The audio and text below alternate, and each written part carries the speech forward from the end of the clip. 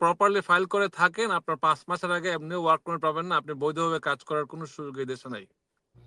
আমাদের হাফিজ প্রশ্ন করেছেন, তার পিডি অ্যাপ্রুভ করা হয়েছে, এখন কি কোনো সমস্যা হবে কিনা?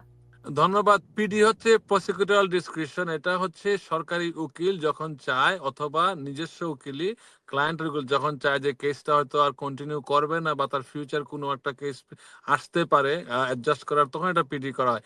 এই ক্ষেত্রে এখনো কোনো ধরনের নিয়ম আসে না যে ট্রাম্প বলে না যে এদের কিছু করবে। সাধারণত এটা একটা সেফ জোন থাকার কথা। মঈন ভাইয়া, আমার বাংলাদেশের অনেক দর্শক আছেন যে প্রশ্নগুলো আমাকে একটু করার জন্য অনুরোধ করেছে, যে কারণে বারবার আপনাকে এই অনুষ্ঠানে থাকতে বলেছিলাম। অনেকে বিভিন্ন ক্যাটাগরিতে আবেদন করে আছেন এবং অপেক্ষা করছেন ভিসা পাওয়ার জন্য, স্পাউস থেকে শুরু করে ফ্যামিলি ভিসা এবং স্টুডেন্ট ভিসা, বিভিন্ন ক্যাটাগরিতে। তাদের কি কোনো সমস্যা হবে কিনা, নাকি